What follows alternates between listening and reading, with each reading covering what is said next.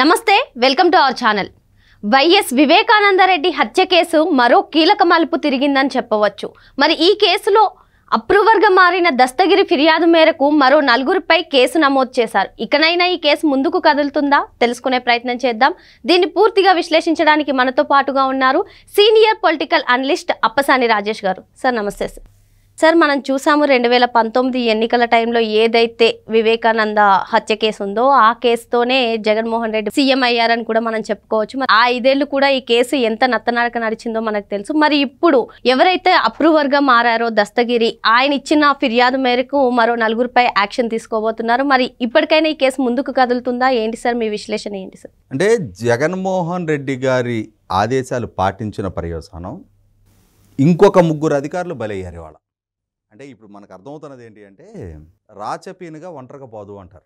అలాగే జగన్మోహన్ రెడ్డి గారి సహవాస దోషం, వాళ్ళ నాయన సహవాస దోషం, ఆ రోజు జగన్మోహన్ రెడ్డి గారి ఆస్తులు పెంచుకోవటం కోసం వాళ్ళ నాయన అధికారాన్ని అడ్డం పెట్టుకొని ఆ రోజు అధికారం ద్వారా కొంతమంది పారిశ్రామికవేత్తలకు లబ్ధి చేకూర్చడం, తద్వారా ఆ పారిశ్రామికవేత్తల నుంచి జగన్మోహన్ రెడ్డి గారికి కిక్ బ్యాక్లు అందుకుని దీనికి సహకరించిన అధికారులకు ఏ గతి పట్టిందో చూసాం.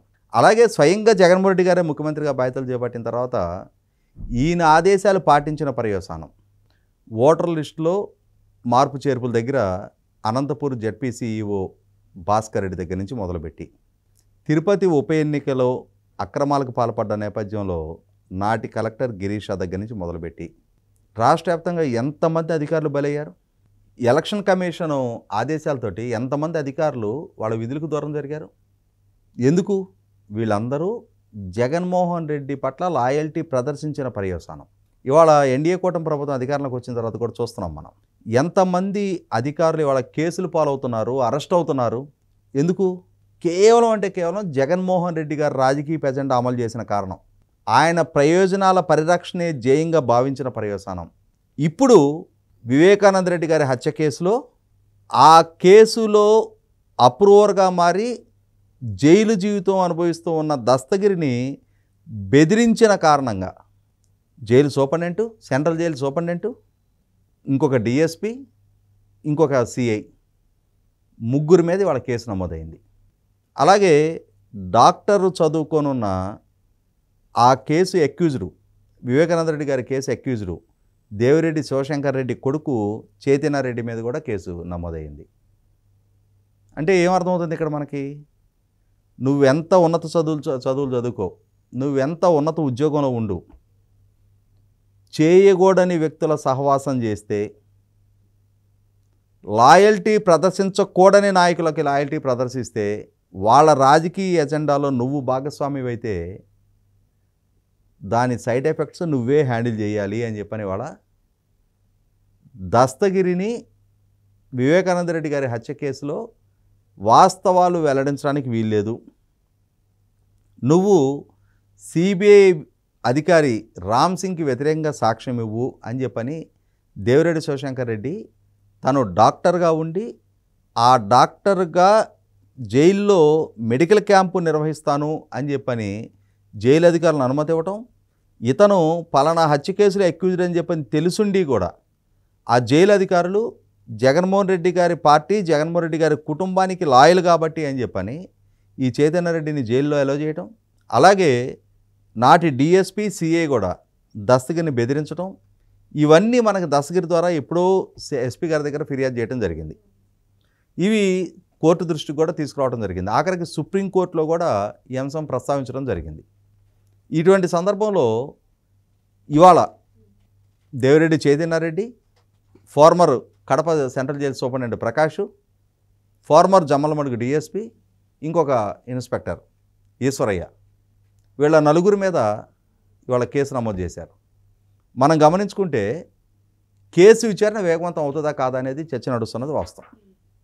అయితే ఇక్కడ రాబోయే మార్చి 15వ తారీఖుకి 6 సంవత్సరాల కాలం పూర్తవుతుంది వివేకానంద రెడ్డి గారి హత్య జరిగి. ఇప్పటి వరకు కేసు విచారణ ఒక కొలిక్కి రాకపోవటమే మన వ్యవస్థలకే అవమానకరం. ఒక హై ప్రొఫైల్డ్ పర్సన్, ఒక మాజీ ముఖ్యమంత్రికి స్వయాన తోడబుట్టిన తమ్ముడు, తాను స్వయంగా ఈ రాష్ట్ర మాజీ మంత్రి, మాజీ ఎంపీ, మాజీ ఎమ్మెల్యే, మాజీ ఎమ్మెల్సీ, అటువంటి ఆయన దారుణంగా హత్యకు గురైతే ఆ హత్యకు గురైన కేసు విచారణ 6 సంవత్సరాల తర్వాత కూడా ఇంకా కొలికి రాకపోవడం అని అంటే ఇంకా సామాన్యుడి పరిస్థితి ఏంటి? లేదు, ఇటువంటి హత్యారోపణలు సామాన్యులు వేరే కేసులు ఎదుర్కొంటుంటే ఇంత కాలాతీతం చేయగలుగుతారా? వ్యవస్థలు సహకరిస్తాయా? ఇక్కడ ఈ హత్య కేసు ఆరోపణలు ఎదుర్కొంటున్నది సాక్షాత్తు ఈ రాష్ట్రాన్ని పరిపాలిస్తున్న పాలకులు, గతంలో పరిపాలించిన పాలకులు. కాబట్టే వ్యవస్థలు కూడా వేగవంతంగా విచారణ చేయలేకపోతున్నాయి. విచారణకి సహకరించకుండా ఎదురుదాడి చేస్తూ విచారణాధికారుల్ని బెదిరించే ప్రయత్నం చేస్తూ ఉన్నారు. కేసులో అప్రూవర్గా మారి మేజిస్ట్రేట్ గారి దగ్గర 164 స్టేట్మెంట్ ఇచ్చి ఎన్ని కోట్ల రూపాయల సుపారీ ఇన్వాల్వ్ అయ్యింది, అందులో తనకి ఎంత ఆఫర్ చేశారు, తనకెంత అడ్వాన్స్ ఇచ్చారనే విషయాన్ని కూడా సిబిఐకి నిర్ధారణ చేసి తన దగ్గర నుంచి 72 లక్షల రూపాయలు సిబిఐకి హ్యాండ్ ఓవర్ చేసిన దస్తగిరి ఇవాళ అతను ఏ కారణంతో అప్రూవర్గా మారినా సరే అసలు సిసలు దోషులు ఎవరు, అసలు సిసలు సూత్రధారులు ఎవరు, ఆ సూత్రధారులకు ఉన్న మోటివ్ ఏంటి అనేది సమాజం ముందు ఎప్పుడో ఎస్టాబ్లిష్ చేశాడు. రాష్ట్రంలో విస్తృతంగా చర్చనీయాంశం చేశారు. 2019 ఎన్నికలకు ముందు ఆనాడు పాలకుడుగా ఉన్న చంద్రబాబు నాయుడు గారికి ఆపాదించి నారాసుర రక్త చరిత్ర అని చెప్పని ఆయన వ్యక్తిత్వానికి పాల్పడి దాన్ని ఎన్నికల్లో ఒక ప్రచారాస్త్రంగా మలుచుకొని దాన్ని అడ్డుపెట్టుకొని ఓట్లు దండుకొని అధికారం దక్కించుకున్నారు.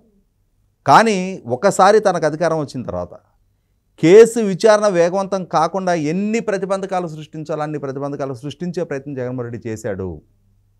ఇటువంటి పరిస్థితిలో వివేకానంద రెడ్డి గారి కుమార్తె డాక్టర్ సునీత గారు అలాగే అప్రూవర్గా మారిన దస్తగిరి చాలా ఫర్మ్గా కేసు విచారణ సక్రమంగా సకాలంలో జరిగి తీరాలి, అసలు సూత్రధారులు వాళ్ళ ముసుగు తొలగించుకొని చట్టం ముందు దోషులుగా నిలబడాలి, వాళ్ళు చేసిన తప్పుకి వాళ్ళు చేసిన నేరానికి తగిన శిక్షకు గురి కావాలి అని చెప్పని వీరిరువురు చేస్తున్న పోరాట నేపథ్యంలో దస్తగిరి గొంతు ఎలా అయినా మూయించాలి అని చెప్పని ఆ కేసులో ప్రధాన ఆరోపణలు ఎదుర్కొంటున్న దేవిరెడ్డి శంకర్రెడ్డి కొడుకు చైతన్యారెడ్డి ఉన్నత విద్యావంతుడు, డాక్టర్ అయ్యుండి కూడా వైద్య వృత్తిని అడ్డం పెట్టుకొని జైల్లోకి ఎంటర్ అయ్యి ఆ జైల్లో ఉన్న దస్తగిరిని జైల్లోనే బెదిరియడం జరిగింది. నువ్వు గనక నోరు ఇప్పకుండా ఉంటేనే నీకు 20 కోట్లు కావాలంటే ఇస్తాం, అడ్వాన్స్గా 20 కోట్లు ఇస్తాం అంటే మొత్తం ఇంకెన్ని ఇస్తారు? పాపపు సొమ్ము కదా, వాళ్ళు కష్టపడి రెక్కల కష్టాలతో సంపాదించిన సొమ్ము అయితే అన్ని కోట్లు ఆఫర్ చేయలేరు. ప్రభుత్వాలు అధికారాలను అడ్డం పెట్టుకొని వ్యవస్థను విధ్వంసం చేసి అడ్డగోలుగా సంపాదిస్తూ ఉన్నారు. 20 కాకపోతే 40 పడేస్తారు. సార్, ఈ ఒక్క కేసులోనే కాదు సార్, గత ప్రభుత్వ హయాంలో ఏవైతే జరిగాయో ఆ ప్రతి కేసులో కూడా ఆఫీసర్స్, వ్యవస్థలు అన్నీ ఇన్వాల్వ్ అయి ఉన్నాయి సార్. ఇంతలా మార్చేయడానికి ఏంటి సార్ అసలు? అంటే ఇవాళ డబ్బే ప్రధానంగా సమాజంలో వచ్చిన మార్పు కూడా ఏంటి అంటే నువ్వు ఎలా సంపాదించావని అడగట్లా, నువ్వెంత సంపాదించావు అంటున్నారు. ఎలా అయినా సంపాదించితే నాకు, నా పిల్లలకి, వాళ్ళ పిల్లలకి, వాళ్ళ పిల్లలకి కూడా సరిపోయేంతటి ఆస్తులు సమకూర్చుతా లైఫ్ కంఫర్ట్గా బతుకుతామనుకుంటున్నారు. కానీ కంఫర్ట్గా బతకలేరు. సక్రమమైన సంపాదన, అక్రమ సంపాదన అనేది ప్రపంచానికి కాకుండా వాళ్ళ సొంత గిల్టీనెస్కి, వాళ్ళ సొంత కాన్షియస్నెస్కి తెలియజేస్తుంది. ఆ గిల్టీనెస్ ఉంటుంది వాళ్ళలో. నలుగురిలో రొమ్మిర్చుకొని ఆర్భాటంగా నవ్వినట్టు నటించొచ్చేమో కానీ మనస్ఫూర్తిగా నవ్వలేరు, సంతోషంగా ఉండలేరు. మనం తప్పు చేసామనే గిల్టీనెస్ ఎక్కడో దగ్గర ఉంటుంది. కాబట్టి వాళ్ళ జగన్మోహన్ రెడ్డి గారి పాలనా హయాంలో ఈ అధికారులు వీళ్ళకి అంటే జగన్మోహన్ రెడ్డి గారికి సహకరించిన పాపానికి వాళ్ళు సస్పెండ్ అవుతున్నారు, కేసులు నమోదవుతున్నాయి.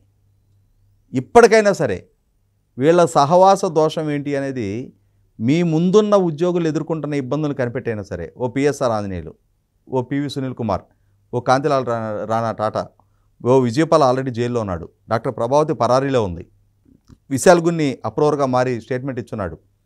కాదంబరి జత్వానీ కేసులో ఒక ఏఎస్పీ, ఇన్స్పెక్టరు, ఎస్ఐలు సస్పెండ్ అయి ఉన్నారు. ఓట్ల తొలగింపు అంశంలో పర్చూరు నియోజకవర్గంలో తహసీల్దార్లు, ఎస్ఐలు, సిఏలు సస్పెండ్ అయ్యారు. తిరుపతి ఉప ఎన్నిక సందర్భంగా ఐఏఎస్ అధికారి నుంచి ఇన్స్పెక్టర్లు, సబ్ ఇన్స్పెక్టర్లు, హెడ్ కానిస్టేబుల్తో వరకు సస్పెండ్ అయ్యారు. తహసీల్దార్లు సస్పెండ్ అయ్యి ఉన్నారు.